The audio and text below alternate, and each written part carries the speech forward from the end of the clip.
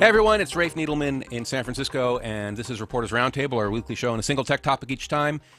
Today we're talking about a really interesting change in technology, and it is the rise of the small inventor.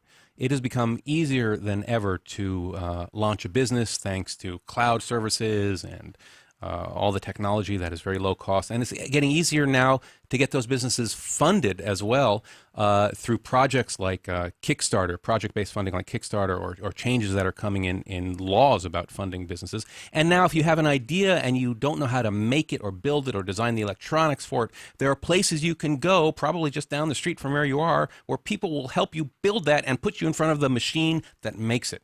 And that's the kind of stuff we're talking about today. It is the rise of the inventor. And we've got two great guests. We're going to do the show is in two parts. Part one is man, I sound like Ira Glass on This American Life. Our show in two acts. Act one is an interview, a pre-recorded interview with Yancy Strickler from Kickstarter. Kickstarter, of course, is the place where you go to fund the film or the project or the thing you want to make. I have a thing here that was. Hang on. This thing is a trebuchet. It's a pre-cut wood thing that was the development of which was funded on Kickstarter, and the prototypes were built at TechShop. And so our guests are first Yancy Strickler, the co-founder of Kickstarter, and after that interview is done, I have here in the studio with us Jim Newton, the founder of TechShop. So this device, the people who made this device, which is awesome by the way, it's called the trebuchet. That's trebuchet with an E-T-T-E at the end to make it cute.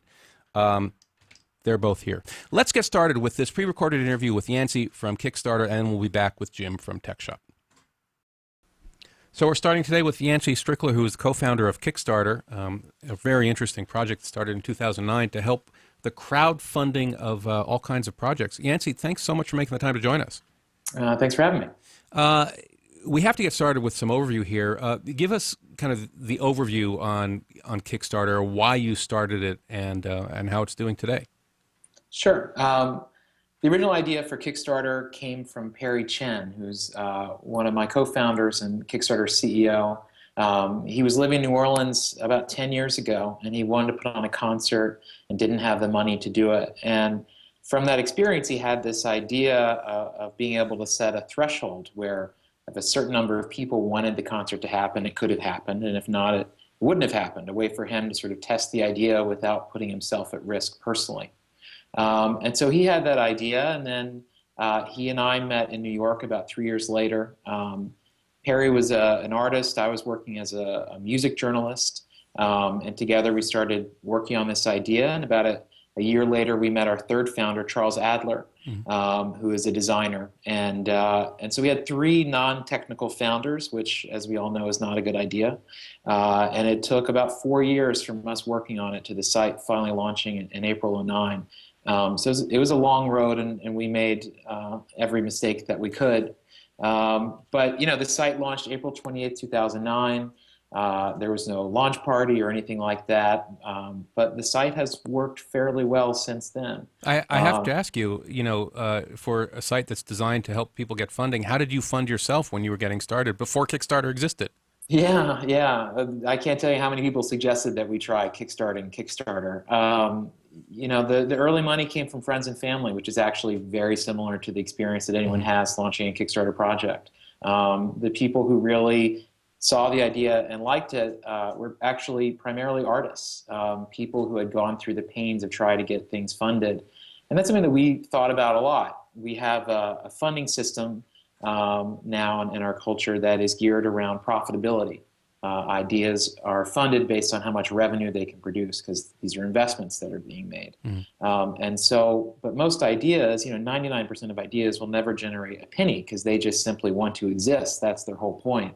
And those kinds of things just didn't have a home. You could maybe apply for a grant and wait a long time. You could try taking out a loan. You could get money from your rich uncle, but there really weren't many other options.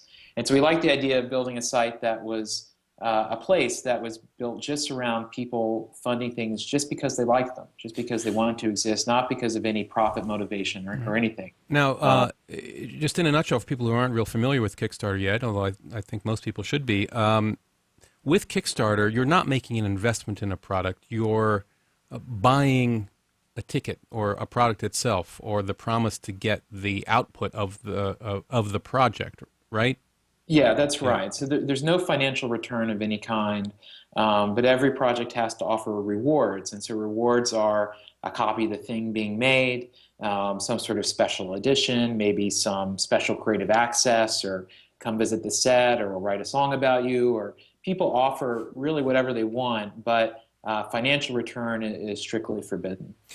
Uh, Now, Kickstarter got started for an arts project, a music project. And looking at the numbers, it looks like most of your projects are, in fact, arts-based, but this is primarily a show about technology and technology entrepreneurship and ideas, and I want to talk about that subset. How much of the Kickstarter model or the Kickstarter platform goes to technology or product-based ideas, and how are those different from the arts projects? Yeah, there's been, I think right now the number is about $165 million that's been pledged on Kickstarter. And of that, $20 million has gone to either technology or design. Now, design on Kickstarter includes product design, which is probably something a lot of the viewers here are familiar with. It also includes graphic design. People make fonts and they make posters and more traditional kinds of design. But those two categories do make up, they're together. They would be the third largest thing on Kickstarter behind film and music. And it's not something that we had anticipated. The very first product design project that really made an impact was one called The Glyph, and that happened about a year and a half ago. Two guys who were here in New York named Dan and Tom put up a really great video for this iPhone 4 tripod stand. And everything about how they executed the project was just perfect. They had a very clever video. Their updates were phenomenal. They talked about how they made 13 prototypes, shipping them back and forth from Sweden before they got the right design. And the whole process was really fantastic. And so that really put Kickstarter on the map of product designers. And then about 2 months after their project, after the Glyph, a project launched called the TikTok, which was made by a guy in Chicago named Scott Wilson, who is a very reputable designer. He's former creative director at Nike. And this was to turn an iPod Nano into a wristwatch. He was making a wristband to do it. And that project was really just an incredible blockbuster. It ended up raising almost $950,000 in about 6 weeks, and the largest project to that point was $200,000. So this was international news, and for a lot of people, the first introduction to Kickstarter. When these came through, we had mixed feelings about it. The Glyph, we actually turned down a couple times and went back and forth with them. And we were really encouraging them to present this not as a new product they were bringing to market, but more as like, here's this thing that we made that we're really excited about it. Make it very human. Don't make it salesy. Don't make it an infomercial. And because that sort of presentation, that tone is something that's important to us. But in the end, as we got to learn more and more about how this world works, I began to see a lot of the ways that it does make sense. Dan and Tom were guys who were working at larger design firms. So maybe their job was to design some screw or some specific part of something larger, but they weren't able to express their own creativity in these roles. They were trained to be designers. They were trained to create, but they didn't have that outlet because the bar of getting that money together to do a manufacturing run or whatever is pretty high. And Kickstarter suddenly just erased that and made it so that they could take an idea straight to market, straight to an audience, and not have to worry about those things in between. And so, we see design and technology as different kinds of creative realms where people are expressing themselves. But there is a core to these things that's important to us. We're not interested in Kickstarter being a shopping site. There's lots of shopping sites. We want it to be something a little different. We want it to be, here's this thing I'm excited to make, and it'd be a lot more fun to make it with you. And then it's an experience that you share together. And I think that's what the best projects do. It sounds like an interesting curation problem that you have because, you put a marketplace or a commerce platform up there on the web, and the users will make of it what they want. That's true. But you say you reject projects, so there is a gate, and you and your team are the gate there. So what do you look for? Are you what will make a project get banned or say no or Right. say go back and say do it again? Yeah, there's interesting layers of misconception about the kind and level of curation that happens on Kickstarter. So to start a project, you create your project, and then we check it before it goes live, and we're looking to make sure it meets our guidelines. And the guidelines, this is the most core thing we have to Kickstarter, and the guidelines are. It has to be a project. So a project is something with a beginning and an end. It's a finite thing. It will produce something that will exist independent of its existence. And so we see starting a business as something that is much broader than a project as we think of it, for example. We also require that everything be a creative project, which just means it fits into one of our 13 categories.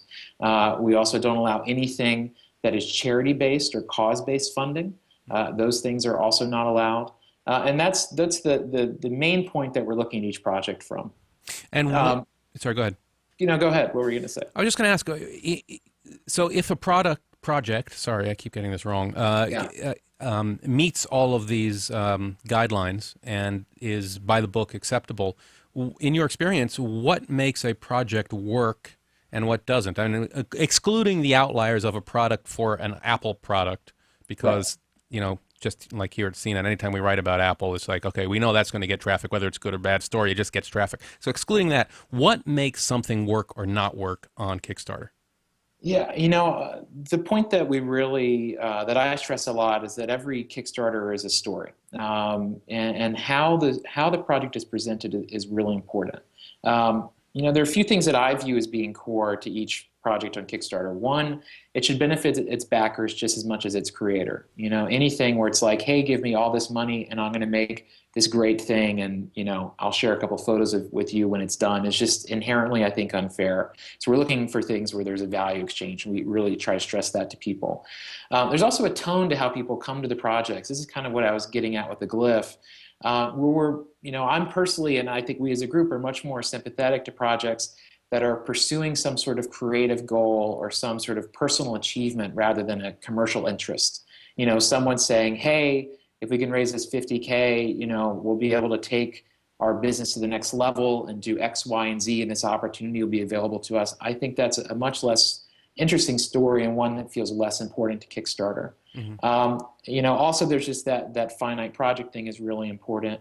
And then also just how the story is told. So, the really great projects have a video that explain how it is they made this thing. They talk through the design process. They show the working prototype they've made. They talk about the challenges that they faced and how it is they're going to make this thing happen. Transparency is something that we see is really important, especially with product design. With product design, you're often funding something that doesn't exist yet. You have that prototype, but the act of taking that prototype to then something that could be manufactured 10,000 times, there's a huge gap in between those things, and it's a steep learning curve. So we like people to talk about their experience, that backers know, hey, can this person actually pull this off or not? And then also just even how far in the process have you gotten? There's some projects that have gone up in the past that have had just like a 3D rendering. And I don't personally think that's enough to make a case for you being able to do something. So we actually don't get terribly involved in the vetting, and we try to give people an idea of the expectations we have. Share as much as you can. If we feel like someone isn't sharing anything at all, we'll tell them they really need to. But in the end, we're relying on backers to exercise their discernment. The things that they're supporting are not shrink wrapped and ready to ship. They're not sitting in a Best Buy shelf. There's a person who has to make them, and that process is part of the Kickstarter experience. Now, in many cases, that process is great, and sometimes it is disastrous. Disastrous. Oh, now you're talking my language. Tell me about disaster. Well, I think that the creative process is rarely a linear one, and it goes in all kinds of different directions. And it's hard to anticipate what's going to go right and what's going to go wrong. Man, we want bloody details here. I don't have any bloody details for you. All right. But I think even in the case of Apple, if you'd imagine that the iPhone was a Kickstarter project, that's 4 years of seeing how this thing comes together. You hear about, oh no, we have to change from the glass to the plastic screen, whatever, or vice versa. Process is important and is part of it. But there's certainly been cases where people have bit off more than they can chew. And And this actually tends to happen with projects that, or it's more likely to happen in projects that become incredibly overfunded. Because maybe someone is ready to build the thing for $10,000 and they're going to do it with their buddy in a garage somewhere. But suddenly when there's a $500,000, the scale that you have to do becomes much different. And suddenly you're talking about making things in Asia and tooling things, and the scope of problems becomes and challenges becomes much bigger. And we see people, people aren't running off with the money here. They're working hard to do these things, but the simple fact is that making things is difficult, and especially making things at scale. And so it's good for backers to have that sense going into it that, hey, this thing is not done yet. It is in progress. And we personally think that's cool, but other people might not be aware that that's what they're jumping into. Now, out here in Silicon Valley, Kickstarter has made quite an impact. A lot of games are being developed, as you mentioned earlier. Before the show, we were talking about some games that are working on Kickstarter. And I hear probably more frequently, Yancy, than you would like, we're going to launch our company on Kickstarter. We're going to launch on Kickstarter. Now, obviously, they're talking about products because that's how you launch on Kickstarter, but they're thinking, this is my company. So tell me about launching a business, not just designing a product, but launching a business using Kickstarter as the platform for that. Yeah, I don't think that we're a great fit for that. The reason why we stress the project idea is because we want everyone to have clear expectations going in about what's going to be accomplished. I'm going to make an album. Okay, cool. I can tell when an album is done. I can get that album. Even if the band breaks up, I still have that thing. Starting a business and running a business is something that requires constant maintenance. It can't just exist on its own. And, it's hard to tell exactly what the right sort of rewards are for a business. It might be people might want to offer a discount in the store, or you get early access, things like that. But those things I think are a little nebulous and harder to pin down. There are ways, the idea of a creative project is kind of a made-up one, and it is a fuzzy line. And every day we talk about probably 20 projects that sit right on that fuzzy line, and we try to work through what the best decision is. And our starting point is always yes. We want to accept projects. We want to find ways to make them work. And there are places where the business stuff does get in a gray area where we are more prone to say yes, like a food truck we tend to like because those are smaller and they seem more accomplishable to us. Maybe we're wrong. But I think thinking about Kickstarter as the place to come and raise your Series A, probably not the best idea. It's a great way to get publicity. It's surely a great way to make a splash, and I think people are right to think about it that way. But our focus and our loyalty really is to this notion of creativity and being a place where things are produced that have a hard time getting made otherwise. Yeah, to that point, I have seen, I think, not very many, but certainly more than one product or company get out there and say, we're putting our product up on Kickstarter, and then the subtext being sometimes explicitly stated, for publicity. They don't necessarily need the Kickstarter money, but Kickstarter has become this platform for advertising a new product. Yeah. Yeah, it's interesting. I'm not opposed to that. I think that it ends up Kickstarter is a way to make a lot of eyeballs suddenly turn to you, and you have your moment. And from our perspective, as long as people do what they say they're going to do and they offer people value in exchange, that's fine. We're not here to judge the basis of need or this person already has enough money or things like that. We have no interest in getting that granular. But it is. I think it is a good way to think about it. Listen, we need to talk about the Jobs Act, which is one of the economic stimulus bills wending its way through our government. It's passed the House. It's the Jumpstart Our Business Startups Act. And this is a very interesting piece of legislation. A version of it will probably pass the Senate, I think. And it makes it changes the accessibility of investment dollars to small businesses and makes it possible for a mom and pop startup or a 10-person startup to solicit investment money and to take money from non-accredited investors, up to $10,000 per year per investor. This is sending ripples through the entrepreneurial economy. I'm wondering what the Jobs Act, what you think of the Jobs Act, and if it will have any impact on Kickstarter. Yeah, it sounds like you know as much, maybe even more about it as I do. Certainly there are parts of this that I think are very helpful, especially changing the notion of what an accredited investor is. Seems like something that a lot of people have supported for a while. Part of this bill appears to be allowing crowdfunding and investment or something along those lines. And that's not something that we've had any part of.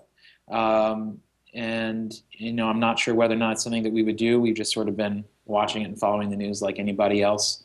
Because to us, I think that what's important about Kickstarter and the reason why it's been able to connect the way that it has is because ideas are funded just because people like the ideas, because they want them to exist. No one is looking at something trying to judge whether or not it will be profitable or whether it will be a good investment. But Judging thing based. that's the space you created. That's Right. the rules you put in your board game is you're not investing in the business per se. You're investing in the work product, and you're getting one of them, or something like that in return.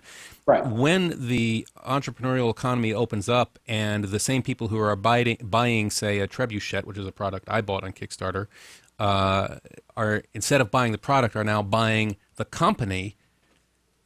That might change the way people view Kickstarter, and might not people want to say sell investments in the company instead of investments in the product per se. And will you allow that? Well, I think I mean, it is very different. That would be a very different equation. And Mm-hmm. when you look at Kickstarter, where the most common pledge amount's $30 and the average pledge amount's $70, these are consumer price points. And I think a consumer experience, a patron experience is something that people are comfortable with. Mm-hmm. We have not, I can't think of many, if any, emails from backers saying, hey, can I in some way back this and get, invest in something instead. I don't think that's exactly what people are coming here for. Mm-hmm. In terms of whether Kickstarter will do this, we're just waiting and seeing how this plays out. I mean, it's hard to tell what the final legislation will be and what the terms are going to be. Mm-hmm. So it's really hard to tell. But I think that what is important about what we're doing is the lack of investment part, because I think it allows a lot more things the opportunity to exist than it would otherwise, because the bar is significantly lower. The question isn't, will this produce a return for me? And from that angle, I think almost every project on Kickstarter would be a bad investment. And instead, it's just, is this something that we would like to see exist and we want to share in and be a part of? And I just think that's a fundamentally different question. And that's the question that really motivates us and that I think has been the disruptive thing. But obviously, I don't know, we'll see what happens. So you're not anticipating any major business model changes for Kickstarter? No, not that I can see, but who knows? At some point, these businesses will be allowed to solicit for investment on Facebook, Twitter, you name it. Would you see that as competition for your model? Um, it's hard to tell. I don't think so. Mm-hmm. Just seeing it from this 1,000-yard view from where we are. I mean, I think that I don't know. I think that the things that are motivating a lot of the people on Kickstarter is just, again, the desire to create. Mm-hmm. And if you look at film, which is our largest category, $50 million. I don't know that many filmmakers will be looking for investors. I mean, the notion of patrons is such a simpler one. There isn't that level of fiduciary accountability. You aren't having to, cast some Texas oil tycoon's second mistress in your lead to get the check. The trades that you're having to make are not nearly as onerous. Instead, it is a clean exchange of, hey, you give me this money, you get this credit, and you get to come visit the set. Mm-hmm. And it's more about experience and more about something other than a financial return. And maybe we're too optimistic or naive or what, but I feel like that is a really powerful motivator and one that gets to more of the core of I don't know, of the human spirit, of our desire to create and our desire to be a part of things that are being created. I think that's a really core thing. Yancy, thank you so much. Yancy Strickler is the co-founder of Kickstarter. If you've got a widget or a piece of art or a film or some music or a band or a food truck that you want to put together and you're looking for some funding resources for that, you really owe it to yourself to check out Kickstarter. Yancy, again, thanks so much for your time. All right, thank you. Hey, so that was a great interview with Yancy Strickler, the co-founder of Kickstarter. He was Skyping in from his New York office. I'm here today with Jim Newton, who's the founder of TechShop, which is a place you can go to get your stuff built. Actually, to build it yourself, to be specific. That's right. Thanks so much for making the time. Yeah, thanks for having me. Coming in. I want to talk about TechShop and about where the make it yourself movement is going and what you're doing with all these shops that you're opening up across the country and I guess elsewhere too. But first, to continue the thread of what we were just talking about with Yancy, Jobs Act. Now, we recorded that interview a couple of days ago. The Jobs Act, for those of you who don't know, is going to change the rules of entrepreneurship in Silicon Valley and elsewhere. And it's Friday right now, and we think next week there'll be a vote on the Senate. So this is bubbling up as major news. Let's talk about this briefly. I mean, this will make it possible for people to raise money on Twitter and stuff like that, and to go public more easily. What do you think? I mean, you work with entrepreneurs all the time. What does the Job Act mean for inventors? Well, right now, if you're a small company and you're going to go out and try to raise money, you have very strict restrictions on what you can do and what you can't do, and it's based on a state-by-state basis. So like in California, you can register with the state's equivalent of the SEC, and you can advertise your securities, your stock offer. Most other states do not allow you to advertise, even if you register with the states. So you're limited to doing road shows, face-to-face. You can't send out an email and say, "Hey, come to our, we're looking for investors in our product," or whatever. So the provision that is getting the most press may not be the most important, but is getting the most press because it's sexy, is the whole idea of crowdfunding. And how does that impact the guys, who are making the trebuchet or, whatever, somebody's making a widget, the glyph, which we saw on the Yancy interview? What does crowdfunding mean to you? Well, as far as raising an investment goes, it's way, way easier to get, a couple of hundred people to kick in, $2,500 than it is to get, one or two people to kick in huge amounts of money. Right now, there's restrictions on the number of people that you can get to invest in your company through the exemptions that the SEC provides for companies. So this actually is great because you could blast out to your Twitter, like you said, and say, "Hey, everybody put in $25. We're trying to get this thing going." I think that's great. I mean, I put money into Kickstarter, into a Kickstarter project, just this one, and I might put money into another one. But at some point, if everybody who has an idea is starting to throw the stuff up on in their Twitter feeds or in their Facebooks, "Hey, fund my project," I don't know. Personally, I worry about funding fatigue setting in. Do you think that's going to be an issue? Yeah, I think that actually could happen. And I don't know how far it can go. We've only been exploring this since Kickstarter opened. I mean, there have been crowdsourced funding. I mean, that's how investment is. Right? And you're right. That is how investment is. And to counteract what I just said, we've certainly seen no waning of interest in the public's wanting to buy stocks. Stock market is a great example of crowdsourced funding. They don't call it that, but that's exactly what it is. All right, let's talk about TechShop. Now, give us the elevator pitch. What is TechShop and why should we care? Sure. So TechShop is a do-it-yourself workshop. You join for $100 a month. You come in and use our facility to make anything you can imagine. We've got, I guess they're putting some pictures up on here. We've got, everything from milling machines and lathes, woodworking, textiles, sewing equipment, welding, woodworking, electronics, laser cutters, injection molding, plastic equipment. That's a water jet cutter that can cut through 6 inches of anything. We've got everything that you could imagine that you need to make anything. So this is the corner garage where people used to go in, I guess, the 50s and 60s. They would do this at an auto shop, and you would have the health club model for an auto shop, and you take you park your Model T that you were trying to hot rod down there.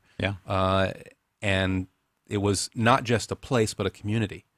How does that work? That's the whole thing behind TechShop. The community is what's so important. You can build your own shop in your garage if you've got the money and space. but man, you're going to really want your neighbor to come over and see what you're working on, you know. Yeah. And having all these other creative people around all the time at TechShop, you talk about crowdsourced. You're crowdsourcing your idea. You're crowdsourcing the intellectual property for your idea. How much of what's happening at TechShop is just people goofing around, and how many people are building businesses or products that will become businesses? Yeah, I don't know what the percentage is exactly because it varies, but I definitely think the majority of the people there, they aspire to make money from whatever they're working on. Really? Right? Because who wouldn't want to be able to make their living from their hobby? You know, everybody would love to be able to do that. Yeah. So if you dig deep into some of these people, they'll tell you they're not doing this for commercial purposes. But if you dig down and really reach, you'll find out, well, sure, they'd love to be able to do that. What are some of the best projects you've seen come out of there? Man, there's a whole list of them. Yeah. There's the Dodo case, which is an iPad case that's been considered by a lot of critics to be the best one on the market. The president carries one around with his iPad in it, and he didn't get it sent. So he didn't get it for free. He bought it on the market. Oh, no legit. kidding. Yeah.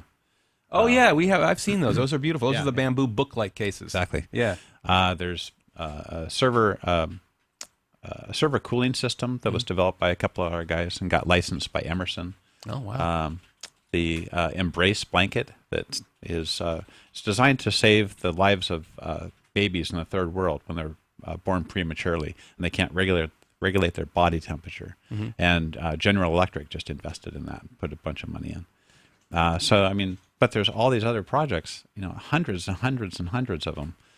We've got over 3,500 active paying members in our 5 locations right now. Which is the most active location? San Francisco has the most members. Is that right? Now, yeah. And have you seen people doing these kind of, what do they call these Japanese inventions that are really ridiculous, that are cool? They're kind of Rube Goldberg, like the toilet paper holder that fits on your head. So No, you don't really see that kind of stuff. No, I mean the stuff is more. Steven knows what I'm talking about. No, it's you don't get the crazy inventor types. That's really more of a stereotype, I think. Okay.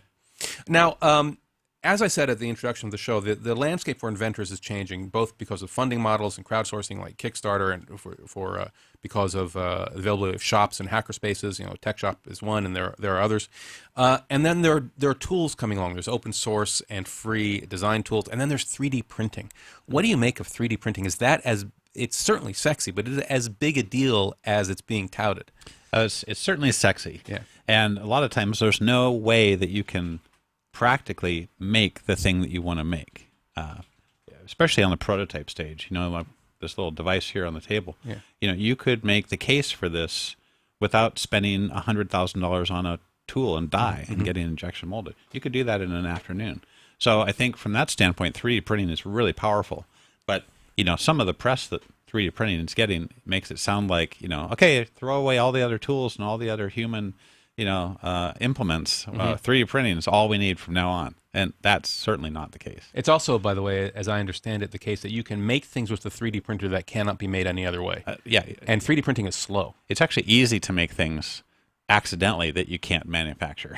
Right? The molds won't release. There's no way. The mold would be millions of dollars, to try to do this. So say I got an idea. I have an idea, and it's something I want to build it at a TechShop, or prototype at TechShop. TechShop is for prototyping, really not manufacturers. Patrick with the Dodo case, he made the first 2,000 units at TechShop. Is that right? Do you take a cut of that? No, we don't. You should. No, we don't take. No, I think if we took a cut of it, people would just find another way to do it. Oh, okay. I don't think they'd come in. There are models though. There's models like Y Combinator and Quirky that do get into that space. Have you thought about expanding or doing an advanced program or an offshoot, a Quirky-like studio that is attached somehow to TechShop? We're always playing with different ideas. Yeah.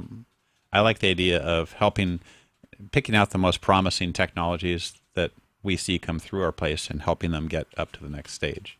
You mean projects or manufactured technologies? Both. I mean, if our manager identifies someone that's making something and the manager thinks that's really got a lot of promise, we might approach them and ask them if they need help to get this up to the next stage, to form form a company or get introductions to people or get investment. Is that part of the services, or is that It's just not something right you do Yeah, it's something informally? I would love to do that. So, I mean, if I have an idea for a goofball, I told you my goofball idea before we started the show. So, and I can prototype it there, maybe manufacture a few dozen. What's your advice for the inventor versus, say, 10 years ago for, the product that I think could be the next, I don't know, pet rock or whatever? I mean, I'll base this on, right now it's so easy to reach your audience, even with the most obscure little thing. You can reach people through, all these social networks, through eBay, through Etsy, through Kickstarter. You couldn't do that 20 years ago, 10 years ago. It would have been impossible to find that niche customer. And now you can find a customer base for anything that you can think up. Yeah. It changes everything. There's a, I don't know if this was a Kickstarter or a TechShop project, but I have a Canon S90 camera, which is a beautiful camera. They're not made anymore. It's the S100 is the new model. The problem is that it's flat and had no grip on it. And there was a guy who was milling out of aircraft aluminum these beautiful stick-on grips. I don't know how I found that. I never would have found that at a camera shop otherwise. He probably sold, my guess, in the hundreds, maybe thousands. But that's okay. Now you can do that. Yeah, and right? they're all milled custom. It's like he ordered one, he set his machine to mill it. Yeah, you think 25 years ago, what would you have had to do to get that out into anyone's hands? Right. Put it in a photography magazine and an ad in the back, maybe, and have mail order. There's no way that stores are going to carry it, and even if they do, you can't fill up the pipeline of all the stores to get distribution to the right level. Anyway, brave new world. Yeah, so I want to talk a little bit about education. We talked briefly about community, but and about the whole hot rod ethic. Are we entering into a new maker era, a new hardware hacker mentality? And if so, how do people like me or anybody who wants to build this thing learn the skills necessary to conceptualize, design, manufacture, and eventually sell an idea without going to, the late night advertisement, Inventors will help you get your product millions of dollars? I mean, what's the new model? How do we learn this stuff? You come to TechShop and you tell our dream consultant what your idea is. And we've got a whole staff of half of them are dream consultants. So they're there to help you with the machines, help you with your project. Yeah. And so you tell them what your idea is, and they'll say, hey, you could use this machine over here. You could use this material. Why don't you start with taking this class on this particular machine and see what you think of that? And one thing about TechShop, everything in the shop is designed, it looks scary. The water jet cutter that can cut through, a 6 by 10 foot piece, 6 inches thick, whatever you want. The milling machines, the lathes, they all look pretty scary. But everything, without exception, in TechShop is designed for the complete novice to be able to come in, take an hour or 2 hours of classes, and get on that machine and actually use it. And that's all included in the membership? The use of the machines is all included in the membership. The classes are extra. Okay. Because we've got, we do 200 classes a month at each location, more or less. So, we're not going to price our model so that it pays for you to take all those classes, because you don't want to probably take all those classes. Right, understood. So you just pay for the ones that you want to take. I have a question from the chat room here saying you better consult with a patent attorney to ensure you are not violating any patents. Is that part of your consulting services as well? Patent consultation? No. All right. Okay. So watch out, but it is an issue, is it not?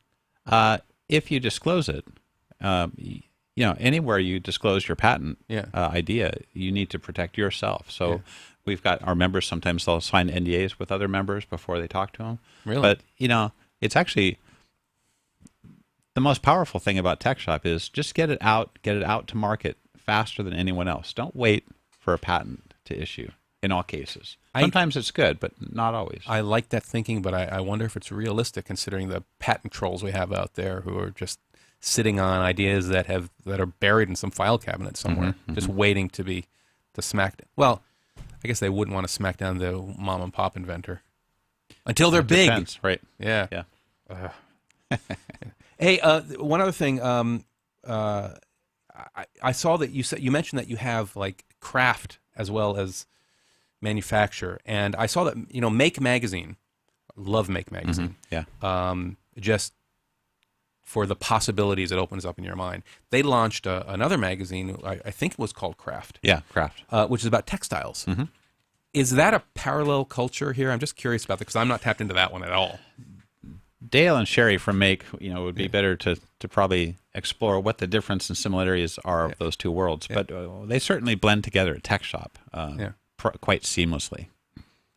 Some people, we often will see people come into one side or the other. They'll come into the hard arts side, and they'll start to explore, the sewing machines for part of their project, and vice versa. Somebody will come in thinking they're just going to do crafting and quilting or whatever, and then they take a laser class or they take a welding class, and this whole new world opens up to them. I think I should come there just so I can make my son a Horta outfit, Star Trek Horta for Halloween. All right.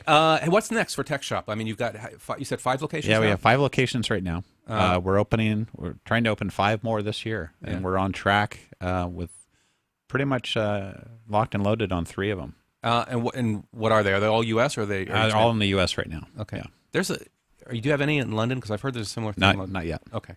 But you. Oh, yeah, we're exploring that too. So what are the locations right now? If I live in San Francisco, downtown San Francisco, Menlo Park, downtown San Jose. We have one in Raleigh-Durham, North Carolina, and then we have one that we just opened. Actually, the grand opening is in May, Detroit, with Ford Motor Company as a partner. I like that. Yeah, it's open. It's open right now. It's been open for months. Customers are using it and everything. But our grand opening is going to be on May 5th. I want to visit the Detroit shop and see what people are doing in the Motor City. It's really cool. Yeah. Talk about energizing a community that needs a resource like this. What's interesting is yesterday I was on another show, Press Here, and there was a guy from Volkswagen R&D, and they're moving a whole segment of engineers to Silicon Valley to get into the whole software ethos. It's a very interesting blending of cultures. Yeah, it is. Anything else you want to talk about with TechShop?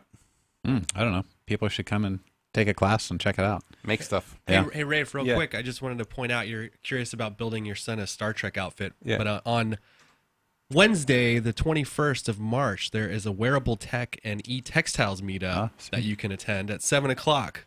Did you even know this? I should have pointed that out. No, I can't keep track of everything that our team's doing anymore. So you should definitely check that out, Rafe. Absolutely. Jim Newton is the founder of TechShop. Congratulations on your success so far, and keep it going. Let's keep that hacker, make it yourself, build it yourself ethos going. I'd like to thank Yancy, who was with us earlier on the show as well from Kickstarter. Steve, thanks for producing. We'll be back next week with another great episode of Reporters Roundtable. See you then.